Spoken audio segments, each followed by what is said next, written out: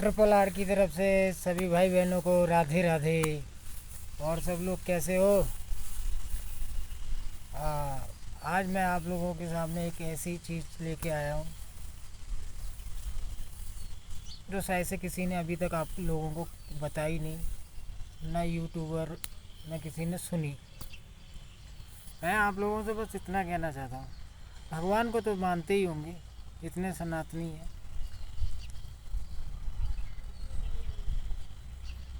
अब वो किसी भी रूप में ले लो तुम, अपने अपने धर्म अपने अपने अनुसार उस भगवान को मानते हैं, उसका नाम रख रखा है उन लोगों ने। लेकिन हम सनातनियों के लिए तो राम ही, कृष्ण ही, शिव और भी अनेक सृष्टि के जितने भी देवी देवता हैं सनातनियों के, उन पे ही विचार करते हैं। कोई राम जी के भक्त हैं, कोई शिव जी के भक्त हैं, कोई कृष्ण के भक्त हैं, कोई दुर्गा जी के भक्त हैं, कोई भैरव जी के भक्त हैं। आज मैं उन लोगों के लिए लेके आया हूँ वीडियो जो कृष्ण भगवान के भक्त हैं। काफ़ी दिनों से प्रयास से भगवान जी के चरणों में पूजा आराधना करते हैं और फिर कहते हैं कि कृष्ण भगवान जी का आशीर्वाद नहीं मिला, कृपा नहीं हो रही।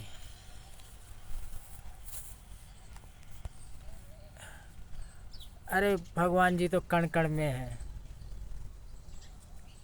अरे हमारा जीवन बचा हुआ यही कृपा है उनकी, हमें जितने दिन के लिए यहाँ भेजा हुआ यही कृपा है इनकी, हमें मनुष्य योनि में जन्म दिया यही कृपा है उनकी। तो और कृपा क्या चाहिए?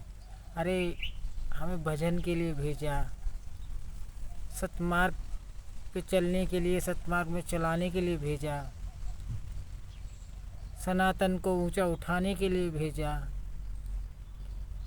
और क्या चाहिए? सेवा भाव के लिए भेजा और ईश्वर के तत्व को जानने के लिए भेजा।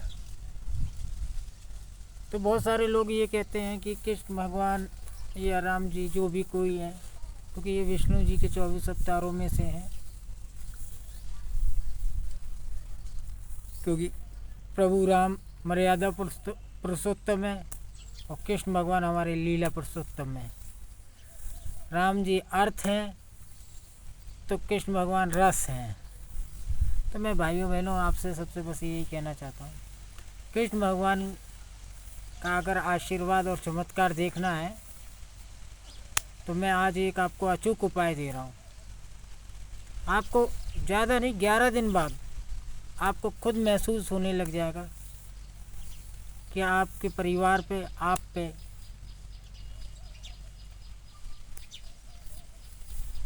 प्रभु का आशीर्वाद चालू हो गया है। और हो सकता है आप लोगों को किसी माध्यम से, चाहे वो सपना हो या किसी भी रूप में, आपको दर्शन भी मिल जाए। बस आपको पहचानना है और बस इसमें एक ही थोड़ा सा परहेज है मेरे भाइयों बहनों। वैसे आपकी मर्जी है, किसी को मैं रोक टोक नहीं कर सकता।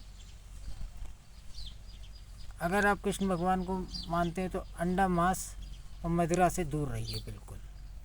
बस यही उनका एक उपाय है और कोई दिक्कत नहीं। और अपनी अंदर की आत्मा को पवित्र रखिए, क्योंकि शरीर ही एक मंदिर है आत्मा का, शरीर ही एक घर है आत्मा का। अगर वो साफ़ सुथरा नहीं रहेगा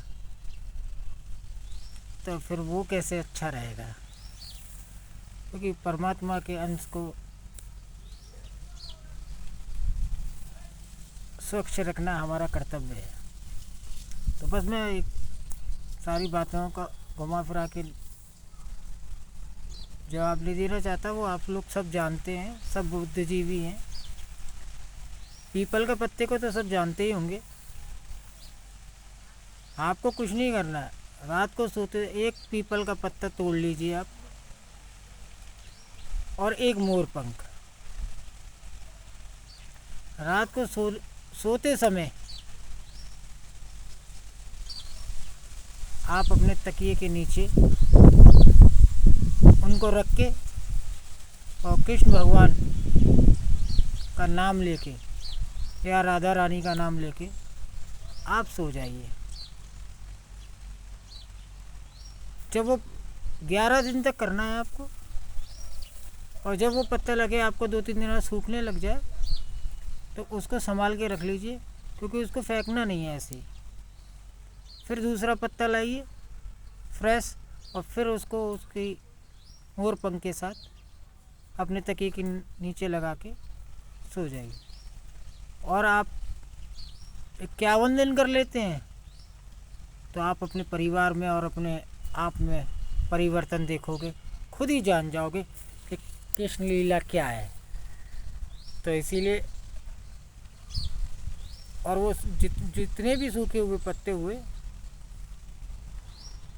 चलता हुआ पानी, जैसे नदी हो, नहर हो, रुके हुए पानी में नहीं विसर्जित करना, चलते हुए पानी में उनको विसर्जित कर देना, क्योंकि ऐसे फेंकने से किसी के पैरों के नीचे आएंगे। क्योंकि गीता में उन्होंने कहा है, पेड़ में पीपल का पेड़ श्री कृष्ण हो, उसमें भी विराजमान प्रभु हैं, तो इसलिए वो बहुत शुभ माना जाता है। और मोर पंख के बारे में तो सब लोग ही जानते हैं। तो बस भाइयों बहनों, प्रभु की कृपा देखनी है तो थोड़ा सा छोटा सा एक अचूक उपाय, क्या पता आपके भाग्य में उनके दर्शन मिल रखे हैं।